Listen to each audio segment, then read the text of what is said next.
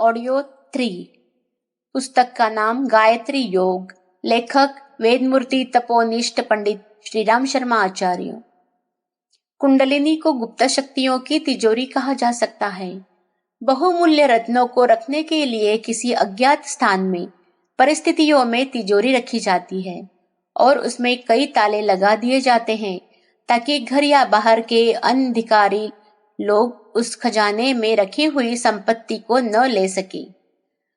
परमात्मा ने हमें अनंत शक्तियों का अक्षय भंडार देकर उसमें 6 ताले लगा दिए हैं। ताले इसीलिए लगा दिए हैं कि जब पात्रता आ जाए, धन के उत्तरदायित्व को ठीक प्रकार समझने लगे, तभी वह सब प्राप्त हो सके। उन 6 तालों की ताली मनुष्य को ही सौंप दी गई है ताकि वह आवश्यकता के समय तालों को खोलकर उचित लाभ उठा सके। यह 6 ताले जो कुंडलिनी पर लगे हुए हैं 6 चक्र कहलाते हैं। इन चक्रों का वेधन करके जीव कुंडलिनी के समीप पहुंच जा सकता है और उसका यथोचित उपयोग करके जीवन लाभ प्राप्त कर सकता है। सब लोगों की कुंडलिनी साधारण अवस्था में पड़ी रहती है, पर जब उसे जगाया जाता है तो वह अपने स्थान से हट जाती है और उस लोक में प्रवेश कर जाने देती है जिसमें परमात्मा शक्तियों की प्राप्ति हो जाती है। बड़े बड़े गुप्त खजाने जो प्राचीन काल से भूमि में छिपे पड़े होते हैं, उन पर सर्प की चौकीदारी पाई जाती है। खजाने के मुख पर कुंडलीदार सर्प बैठा रहता है और चौकीदारी किया करता है। देवलोक भी ऐसा ही खजाना है जिसके मुख पर षटकोण कुर्म की शिला रखी हुई है और शिला से लिपटी हुई भयंकर सर्पिणी कुंडलिनी बैठी है। यह सर्पिणी अधिकारी पात्र की प्रतीक्षा में बैठी होती है। जैसे ही कोई अधिकारी उसके समीप पहुंचता है, वह उसे रोकने या हानि पहुंचाने की अपेक्षा अपने स्थान से हटकर उसको रास्ता दे देती है और उसका कार्य समाप्त हो जाता है। मस्तिष्क के ब्रह्मरंध्र में बिखरे हुए सहस्त्रदल भी साधारणतः उसी प्रकार प्रसुप्त अवस्था में पड़े रहते हैं जैसे कि कुंडलिनी सोया करती है। इतने बहुमूल्य यंत्रों और कोशों के होते हुए भी मनुष्य साधारणतः बड़ा दीन, दुर्बल, तुच्छ, क्षुद्र, विषय विकारों का गुलाम बनकर कीट पतंगों जैसा जीवन व्यतीत करता रहता है और दुख दरिद्र की दास्ता में बंधा हुआ फड़फड़ाता रहता है। पर जब इन यंत्रों और रत्नागारों से परिचित होकर उनके उपयोग को जान लेता है, उन पर अधिकार कर लेता है, तो वह परमात्मा के सच्चे उत्तराधिकारी की समस्त योग्यताओं और शक्तियों से संपन्न हो जाता है। कुंडलिनी जागरण से होने वाले लाभों के संबंध में योग शास्त्रों में बड़ा विस्तृत और आकर्षक वर्णन है। उस सबकी चर्चा न करके यहाँ इतना ही कह देना पर्याप्त होगा कि कुंडलिनी शक्ति के जागरण से इस विश्व में जो कुछ है वह सब कुछ मिल सकता है।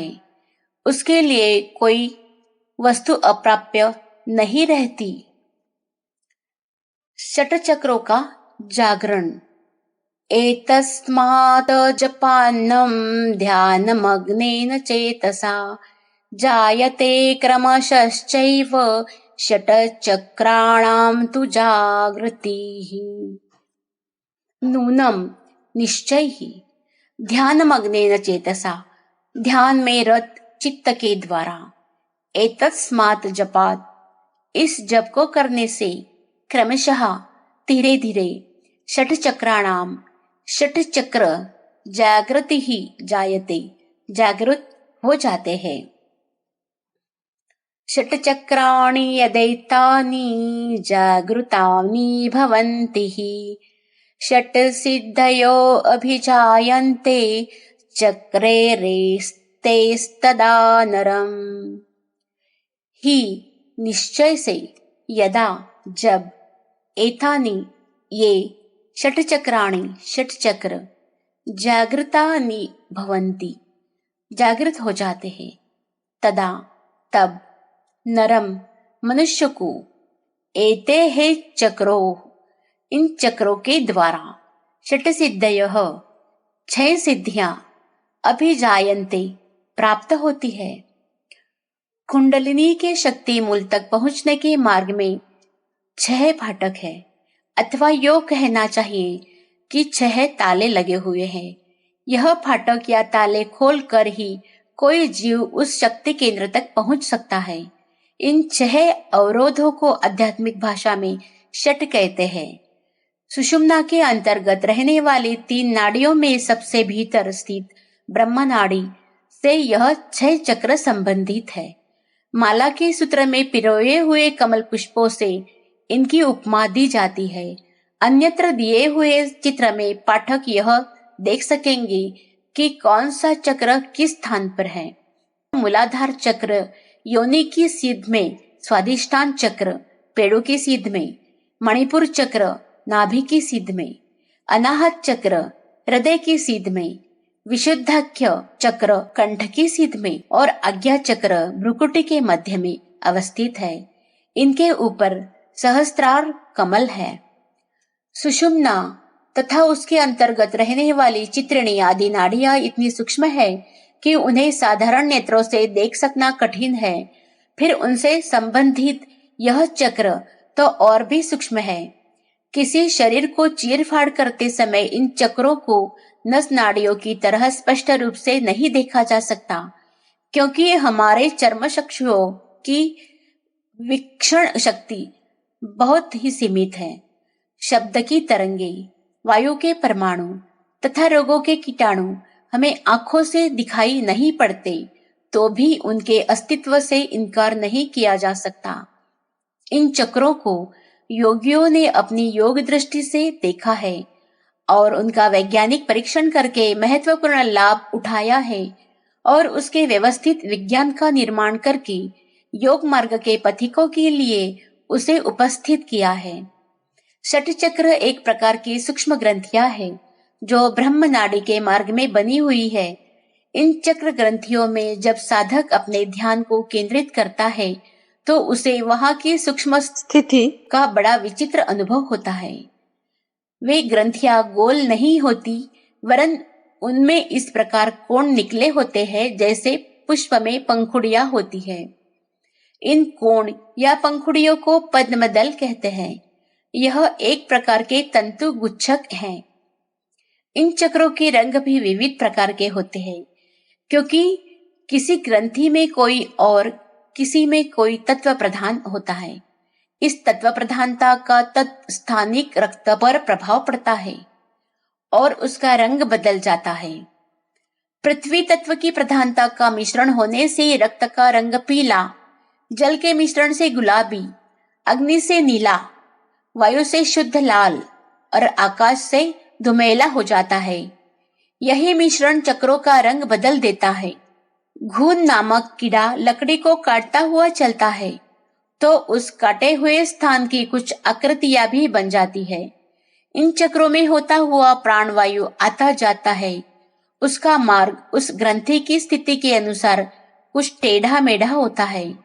इस गति की आकृति कई देवनागरी अक्षरों की आकृति से मिलती है, इसलिए उस वायु मार्ग को चक्रों के अक्षर कहते हैं। द्रुत गति से बहती हुई नदी में कुछ विशेष स्थानों में भंवर पड़ जाते हैं। यह पानी के भंवर कहीं उथले, कहीं गहरे, कहीं तिरछे, कहीं गोल, कहीं चौकोर हो जाते हैं। प्राणवायु का सुषुम्ना प्रवाह इन चक्र में होकर जब द्रुत गति से गुजरता है तो वहां एक प्रकार के सूक्ष्म भ्रमर पड़ते हैं, जिनकी आकृति चतुष्कोण, अर्धचंद्राकार, त्रिकोण, षटकोण, गोलाकार, लिंगाकार तथा पूर्ण चंद्राकार बनती है। अग्नि जब भी जलती है उसकी लौ ऊपर को उठती है, जो नीचे मोटी और ऊपर पतली होती है। इस प्रकार एक अवस्थित त्रिकोण सा बन जाता है। इसी प्रकार की विविध आकृतियां वायु प्रवाह से बनती है। इन आकृतियों को चक्रों के यंत्र कहते हैं। शरीर पंच तत्वों का बना हुआ है। इन तत्वों के न्यूनाधिक सम्मिश्रण से विविध अंग प्रत्यंगों का निर्माण और उनका कार्य संचालन होता है। जिस स्थान में तत्व की जितनी आवश्यकता है उससे न्यूनाधिक हो जाने पर वह अंग रोगग्रस्त हो जाता है। तत्वों का यथास्थान यथा मात्रा में होना ही निरौक्ता का चिन्ह समझा जाता है। चक्रों में भी एक एक तत्व की प्रधानता होती है। जिस चक्र में जो तत्व प्रधान होता है वही उसका तत्व कहा जाता है। ब्रह्म नाड़ी की पोली नली में होकर वायु का अभिगमन होता है तो चक्रों के सूक्ष्म छिद्रों के आघात से उसमें एक वैसी ही ध्वनि होती है जैसे कि वंशी में वायु का प्रवेश होने पर छिद्रों के आघात से ध्वनि उत्पन्न होती है। हर चक्र में एक सूक्ष्म छिद्र है। उस छिद्र की वंशी के स्वर छिद्र की सी प्रतिक्रिया होने के कारण स, रे, ग, म जैसे स्वरों का एक विशेष ध्वनि प्रवाह होता है जो यम, लम, रम, हम, ओम जैसे स्वरों में सुनाई पड़ता है। इसे चक्रों का बीज कहते हैं। चक्रों में वायु की चाल में भी अंतर होता है। जैसे वात, पित्त, कफ की नाड़ी कपोत, मंडूक, सर्प, कुक्कुट आदि की चाल से चलती है। उस चाल को पहचान कर वैद्य लोग अपना कार्य करते हैं। तत्वों के मिश्रण, टेढ़ा मेढ़ा मार्ग, भ्रमर बीज आदि के समन्वय से प्रत्येक चक्र रक्ताभिसरण और वायु अभिगमन के संयोग से एक विशेष चाल वहां परिलक्षित होती है। यह चाल किसी चक्र में हाथी के समान मंदगामी, किसी में मगर की तरह डुबकी मारने वाली, किसी में हिरन की सी छलांग मारने वाली, किसी में मेंढे की तरह फुदकने वाली होती है। उस चाल को चक्रों का वाहन कहते हैं।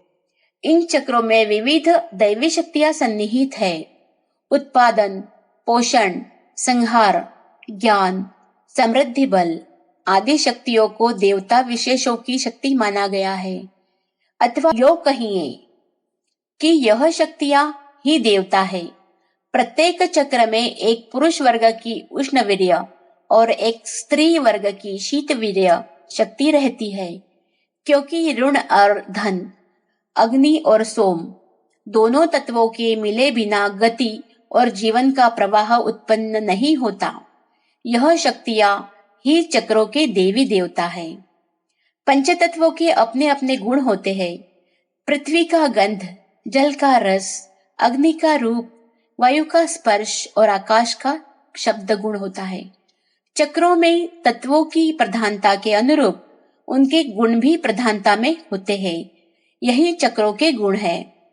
यह चक्र अपनी सूक्ष्म शक्ति को वैसे तो समस्त शरीर में प्रवाहित करते हैं, पर एक ज्ञानेंद्रिय और एक कर्मेंद्रिय से उनका संबंध विशेष रूप से होता है। संबंधित इंद्रियों को वे अधिक प्रभावित करते हैं। चक्रों के जागरण के चिन्ह उन इंद्रियों पर तुरंत परिलक्षित होते हैं। इसी संबंध विशेष के कारण वे इंद्रियां चक्रों की इंद्रियां कहलाती है। देव शक्तियों में डाकिनी, राकिनी, लाकिनी, शाकिनी, हाकिनी आदि के विचित्र नामों को सुनकर उनके भूतिनी, चुड़ैल, मसानी जैसी कोई चीज होने का भ्रम होता है। वस्तुतः बात ऐसी नहीं है। मुख से लेकर नाभि तक चक्राकार, अ से लेकर ह तक के समस्त अक्षरों की एक माला है। उस माला के दानों को मातृकाएं कहते हैं।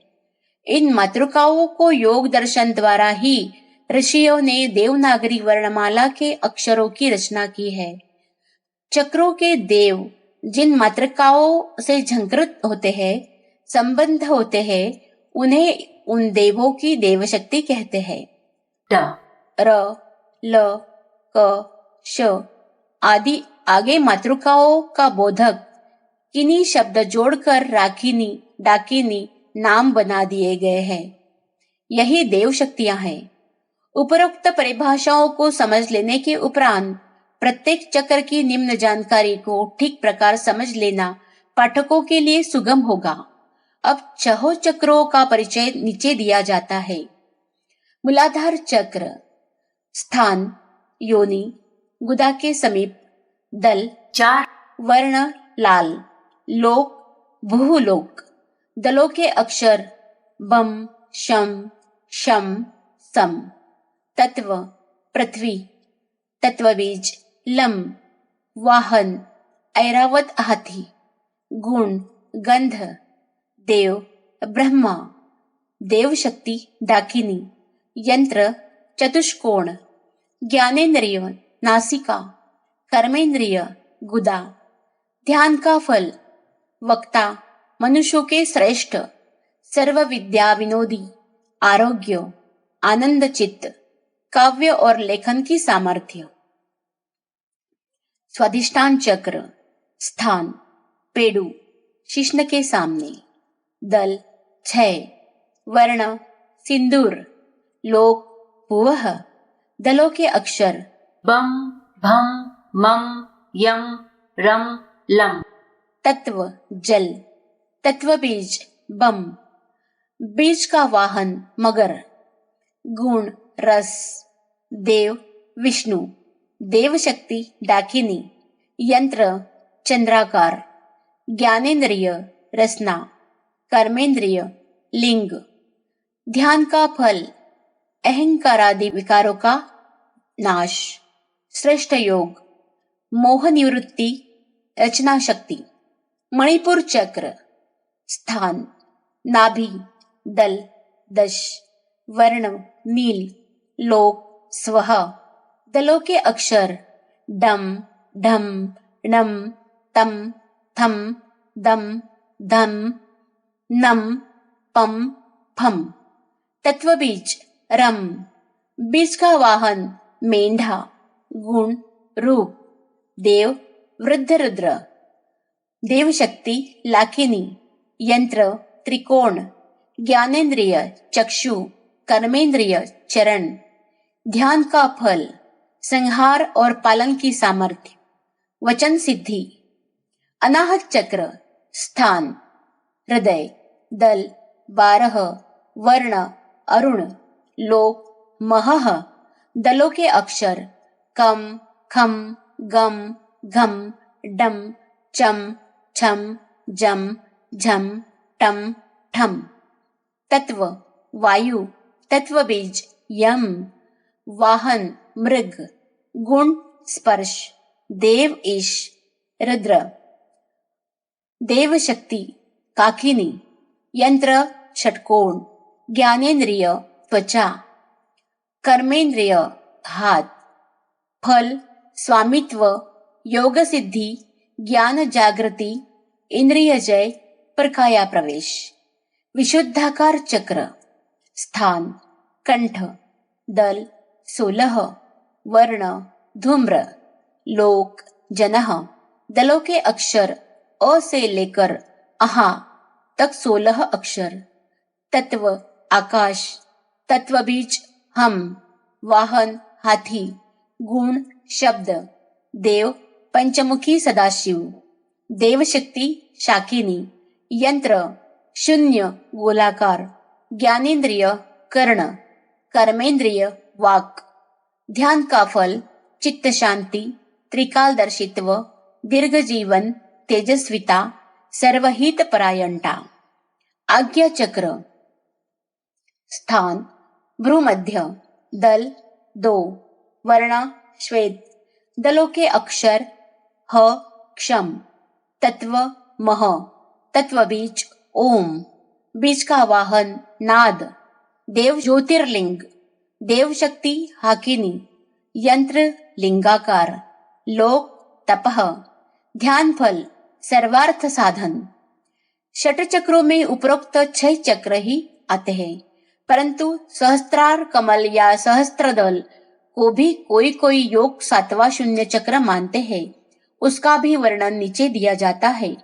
शून्य चक्र, स्थान मस्तक, दल सहस्त्र, दलों के अक्षर अम से क्षम तक की पुनरावृत्तियां, लोक सत्य, तत्व तत्व से अतीत, बीज तत्व विसर्ग, बीज का वाहन बिंदु, देव परब्रह्म, देव शक्ति महाशक्ति, यंत्र पूर्ण चंद्रवत प्रकाश, निराकार, ध्यान फल भक्ति, अमरता, समाधि, समस्त रिद्धि सिद्धियों का करतलगत होना, पाठक जानते हैं कि कुंडलिनी शक्ति का स्रोत है, वह हमारे शरीर का सबसे अधिक समीप्य चैतन्य स्फुल्लिंग है।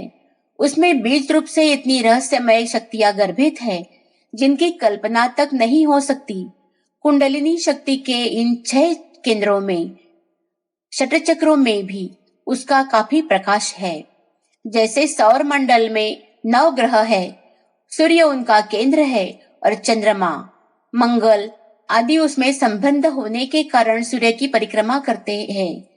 वे सूर्य की उष्मा, आकर्षणी, विलयनी आदि शक्तियों से प्रभावित और ओतप्रोत रहते हैं। वैसे ही कुंडलिनी की शक्तियां चक्रों में भी प्रसारित होती रहती है।